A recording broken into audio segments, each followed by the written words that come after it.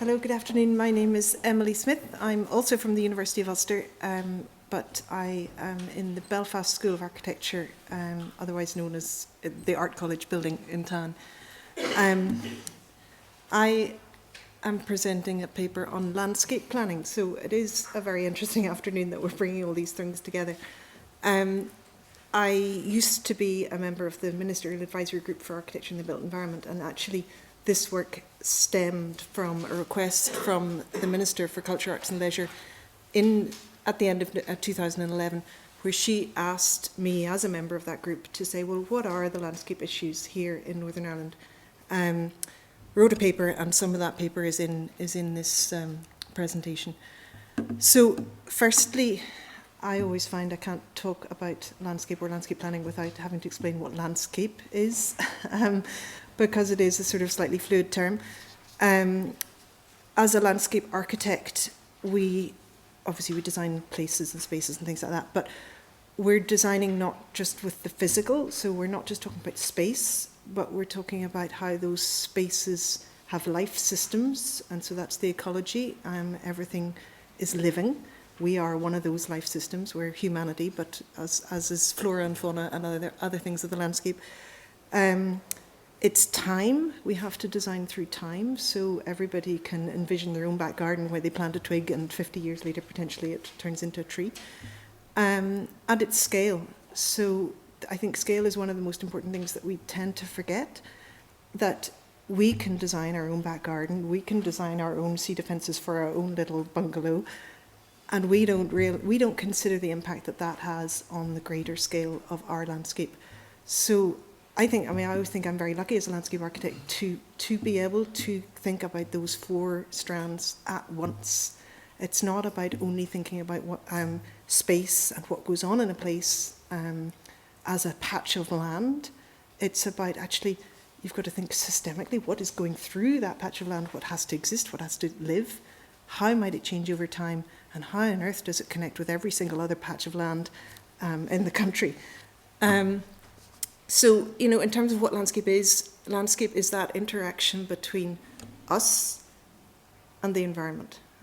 It's not, oh, here's the landscape that I can see, or landscape painting or anything like that. It's not just what I can see, it's not just the physical, it's actually my process of interaction with that physical.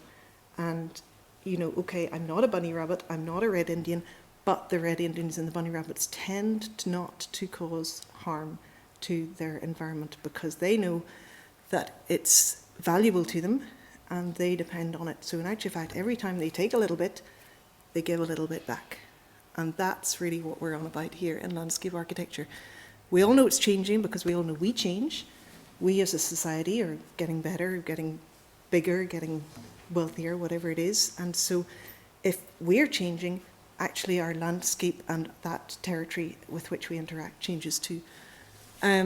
But what we've got to understand is that in actual fact, landscape value is valuable. Landscape is valuable.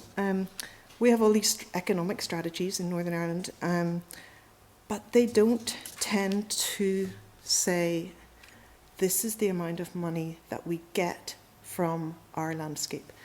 Health strategies, for instance, always talking about obesity, don't tend to say this is the amount of money actually that a really good landscape, a really high quality landscape saves us.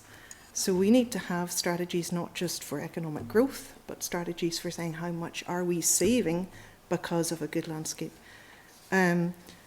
We have to, there's a landscape architect, he's dead now, but he was key in Edinburgh when I was training as a landscape architect, Ian McHarg. He had this theory called creative fitting, which you alluded to slightly, Andrew, but saying that good design is actually design whereby you change your design. Say you have a building, say you have a supermarket or a motorway, whatever it is, that changes over time as much as the location changes over time. So good design, any successful development is got to be located in the right place, but it's also got to benefit that environment and benefit itself forever. If it's built and stays static, something's going to harm. So we've got to say that all of our places will change, and we've got to change that for the better continuously. Okay, so the other two aspects there, all landscapes matter and we are responsible. In 2000, many countries in Europe got together and said, look, there are issues here about landscape value, and brought together something called the Landscape Convention, the European Landscape Convention. These are two really important aspects of that convention, and it's so obvious. All landscapes matter, so in actual fact, of ecological principles, you're thinking about ecosystems right down to habitat. If you're talking about the individual habitat, how that habitat works, it works best if all neighbouring habitats are also working best. Any part of one ecosystem depends on every part of every other ecosystem to work at its best. It's the same for landscapes. If we have a bit of derelict land, if we have a place where nobody ever goes, if we have an industrial estate, they all impact on the quality of all of our region in terms of landscape. And so we have to think about landscape value in them all, even if nobody ever goes there, and even if they're industrial estates. And then the other thing is that landscape is shared. I mean, we've been talking about that already. So I make an impact on my little patch of land. It makes an impact on somebody else's patch of land.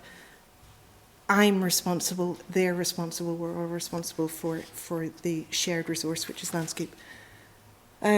So the approach that the Landscape Convention puts together is say, well, actually, we need to talk about landscape planning rather than a traditional land use planning, which is a really good system where everyone has said, well, look, we've got to avoid conflicts on the uses of different parts of the land. So if a development comes forward, we've got to make sure that it doesn't impact detrimentally on other developments. On the other hand, it's what has created is a bit of a monofunctional use of land, in that yes, that actual piece of development may not, maybe in the public interest, not cause too much harm to other developments, but in actual fact it may preclude the opportunity for other uses on that same piece of land. So what we're talking about in landscape planning is actually multifunctional use. The obvious examples are things like a house, all the sporadic housing all over the countryside, and then suddenly we discover that there are mineral resources underneath. And so, well, how do we get those mineral resources? There's a house on top. What do we do? Can we have multifunctional land use that we can have both an industrial estate and a biodiversity ecosystem that is functioning as well? So that's the Landscape Convention became law here in 2007, but we didn't really do anything about it until really 2013, 2014. We're starting to recognise it here in Northern Ireland at the minute. But at the same time, what we did do in 1999, we were the first country here in Northern Ireland in the UK to say, well, look, we'll look at all of our landscapes units and we'll identify them. We won't care if they're in really bad quality or good quality or, recognised as culturally important. We'll just say what's out there. So that's what happened, 130 units. It was all at the same scale. It didn't go beyond the coast. It didn't go beyond the edge of the land, which is absolutely ridiculous because ecosystems don't stop at the edge of the land. It's all part of the same system. Likewise, it didn't go over the border, and that's ridiculous as well. It didn't talk about differences in scale, so it didn't say how does one little unit impact a whole unit. And there are all sorts of things it didn't do, but what it did do was it set us as a marker there to say there are all these different places and that we can recognise them all equally. It's not about whether it's designated as a special place. And then last year we came along and pulled together 24 areas of seascape. Now the agenda, the thought for both the seascape assessment and the landscape assessment is that actually you can then say these are the qualities of these places. You then can plan to uphold the value of the landscape, which is a multifunctional thing, rather than planning to uphold it as a visual thing. And landscape is too often thought of something as visual and not often enough thought about something that is actually living, changing, and at all scales. So that's what these two assessments are trying to do. The 2014, that's last year. So last January, the Northern Ireland Environment Agency brought out a landscape charter. It's only draft.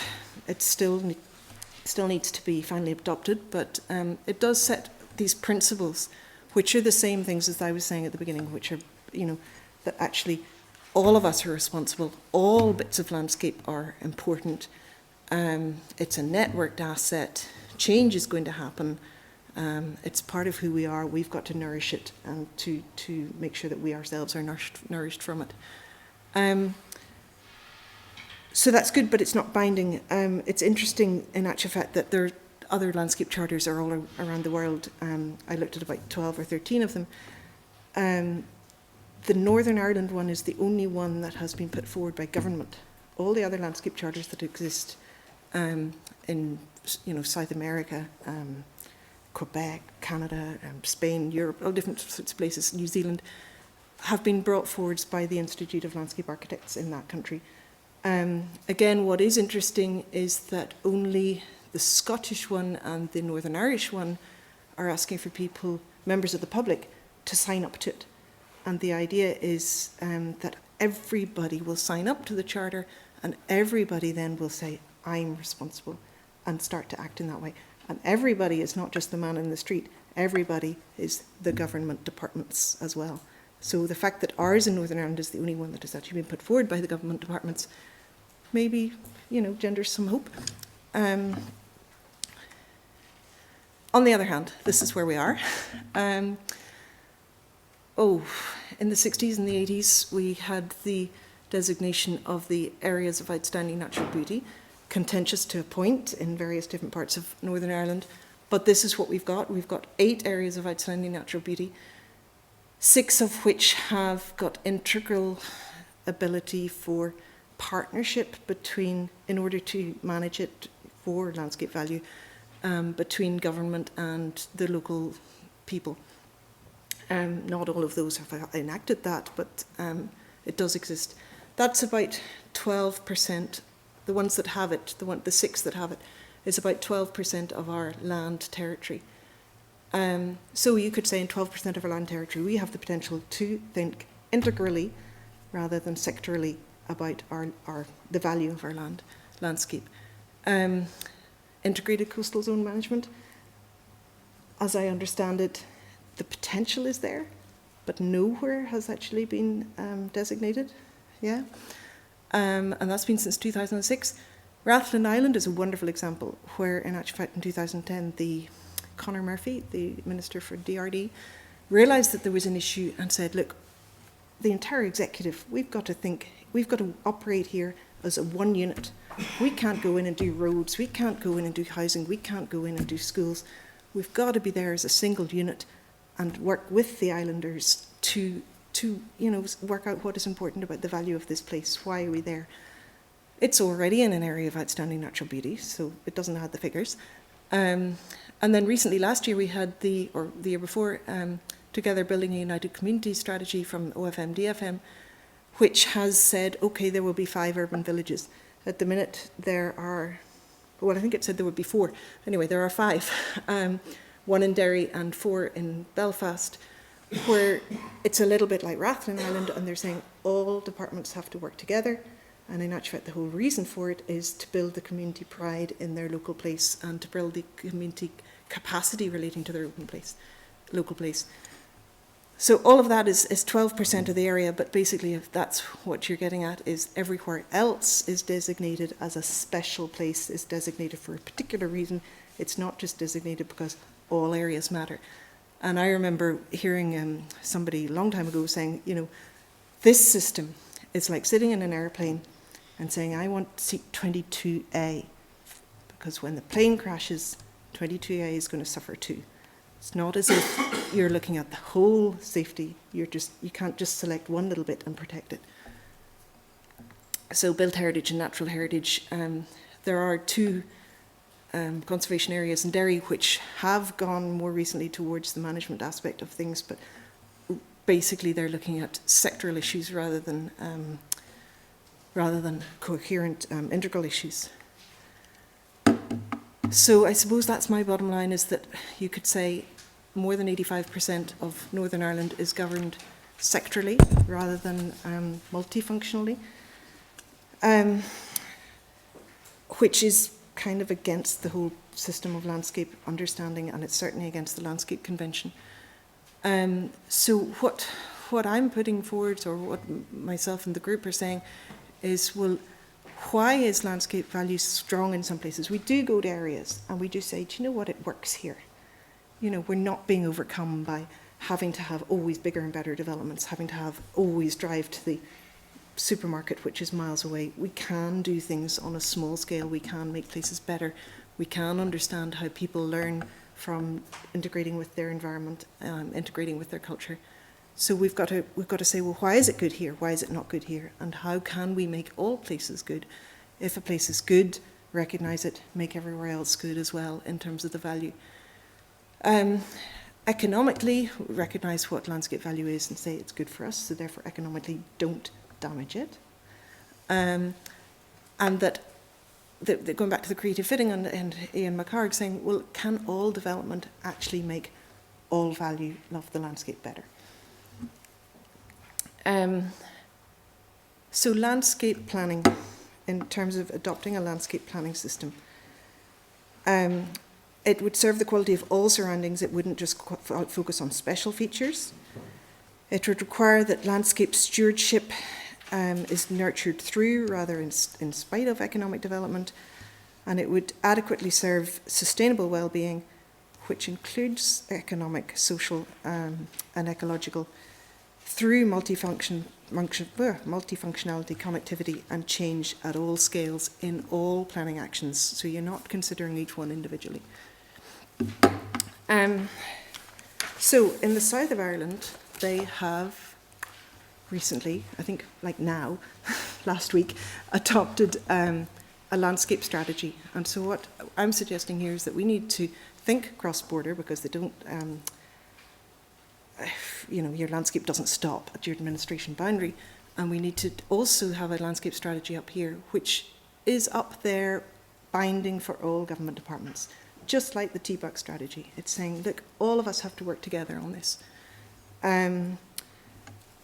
The strategic planning policy statement of this new planning reform, which is hotly awaited any day, hopefully will say, okay, this is something that all councils have to abide by. All councils have to have their landscape assessment.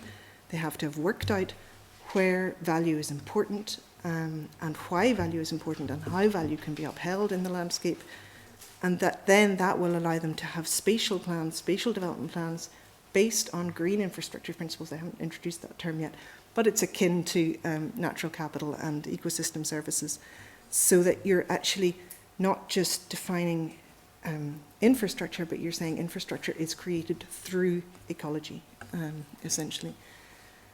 And interestingly, the landscape strategies in the south of Ireland and in other parts of the world where they have been introduced in times of economic adversity. They have been introduced as actual measures to get out of austerity, so that they're actually saying it's cheaper to work together. So it wouldn't be a bad thing for us to adopt it up here. In order to monitor it, well, we clearly need expertise, and that's a whole other issue with our local government reform. And we've now got people on the ground in charge of managing and designing their own places. Amazing. You know, it hasn't happened here before. So that means that in actual fact they need to be trained in placemaking, which is a whole new issue. That existing government policies need to be landscape proofed, and that, well, I've just said that, we need to have all expertise throughout government. So what is interesting is that, having sort of presented this to the Minister for Culture, Arts and Leisure, it got a bit of awareness going on through government saying, well, actually, do you know what? We don't have a strategy that thinks multifunctionally, long-term, about the sustainable use of our land. We do have the strategies where we're talking about lack of conflict right here, right now, but we don't talk cumulatively about things. And that being the case, what actually was interesting was that we'd been proposing that there should be a landscape steering group, or at least some sort of interdepartmental monitoring group, so every time that there is an issue, there's somebody saying, well, are we all thinking about this together? And what happened was that the Land Matters Task Force was formed through essentially environmental NGOs, but a bit broader than that, saying, okay, we're proposing that there should be a strategy and that it must be multifunctional. We must uphold value of land, which is also cultural landscape value, and we must recognise that. How do we actually nourish what we get? What happens next, I'm going to propose, is that in 2016, the executive department restructure, which of course may or may not happen depending on our budget situation, says that, okay, there's going to be this new Department of Communities, which is gathering a little bit out of DECAL, gathering a little bit out of the DOE. It will now have the ability to put forward a landscape strategy, whereas at the minute DOE is a little bit reticent to do that because it's slightly anti-planning, and DECAL is reticent to do it because it feels it doesn't have quite the right powers. And that is my proposal, or rather the group's proposal for such a landscape strategy, which is up there, and essentially it's saying, we have this landscape charter, it exists, make it solid, make it concrete, and then go through this process of character assessment, recognise what you've got, recognise what's good, what's bad, work out how to uphold value from your landscape. So you're not working out how to make things look the same, you're working out how to make things change and change continuously, but keep giving value. So we give it and we take it, and then let that give you a spatial plan based on green infrastructure, which will then inform your local development plan. So that's where we are right now, hopefully awaiting the SPPS. Thank you very much.